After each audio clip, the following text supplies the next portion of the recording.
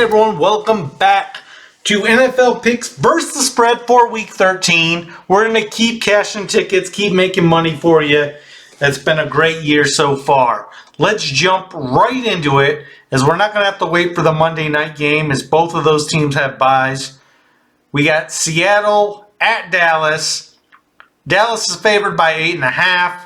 I'm picking Dallas 31-20 here. I think 8.5 is pretty good value on Dallas, so I don't blame you if you take that straight up.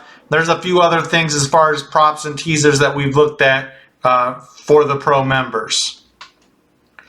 Next up's Miami at Washington. Similar kind of deal. Miami's favored by 9.5 here. I think they should cover here. Maybe a tease is a better play. Just kind of your risk management. Obviously, a money line is going to be a big deficit there.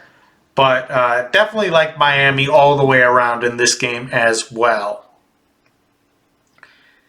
Indiana at Tennessee. I feel like there's some generous lines this week, so this could be a good week to cash tickets. If you're jumping in late or behind on the season for whatever reason, here's a good spot where you can make up. Indy is favored by 2. They're on the road against Tennessee. I think that's a pretty safe bet. Probably worth a unit or so. You can see what we did there on the pro level membership. Next up is Carolina at Tampa Bay. Tampa's favored by 5. If I did bet this one, I'd be leaning Tampa Bay. I think 5 is a pretty solid number there. I do definitely expect Carolina to lose. But Tampa Bay has not played well. They haven't scored much. Maybe somewhere where you want to look at an under here. That could be some value as well. Next up, we got Atlanta at the Jets. This was a number I was really surprised by. I did not want to bet on Atlanta, but when I have them winning by 7 to 8 points and they're only favored by 2.5, I gotta bet at least a unit on Atlanta minus 2.5 here. And like I said, if you watch the show, I'm not a huge fan of Atlanta. They're quarterback deficient, but the Jets are completely offensive deficient, and I expect a low-scoring game, and I think Atlanta should be able to cover 2.5. Next up is Arizona and Pittsburgh. This is another game I like. This is another one where maybe the points are a little light. I got Pittsburgh winning by, about a double-digit margin here. They're only favored by 5.5. The only scary thing is, points are going to be a premium in this matchup. Pittsburgh can't score a lot, so if they do make mistakes, they could be in trouble here. But there's lots of ways to bet this one. Check out what we have for same-game parlays. There's a pretty good one there. Also, the under, it's set at 40, which sounds low, but, worst case scenario, are these teams really going to get to 40 points? I don't think so. We got Detroit at New Orleans. Maybe this would be a game I normally have a unit on. I don't so far. Maybe that's just because there's so many other games I think are better this week. But I do like Detroit minus 4 against the Saints, even though they're on the road. The Saints, they have a decent record, but if you look at their schedule, it's been very soft, and they have not shown up offensively the way you think they might have with who they have. And I'm not saying a great offense. I'm just saying, play decent. So maybe a little lower than the typical Detroit game.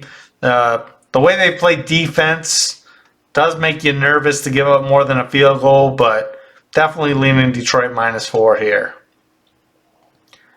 Okay, we get the Chargers at New England.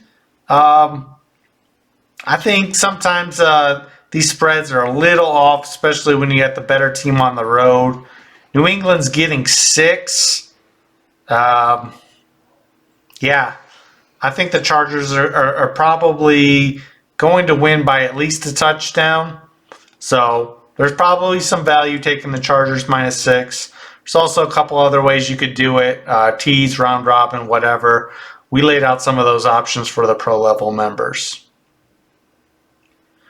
Moving on through the slate, we got Denver at Houston. We jumped Denver up in the power rankings, but I can't bet them here against Houston. Everyone knows that I got the love affair with CJ Stroud and Will Anderson, and they've been making me look good.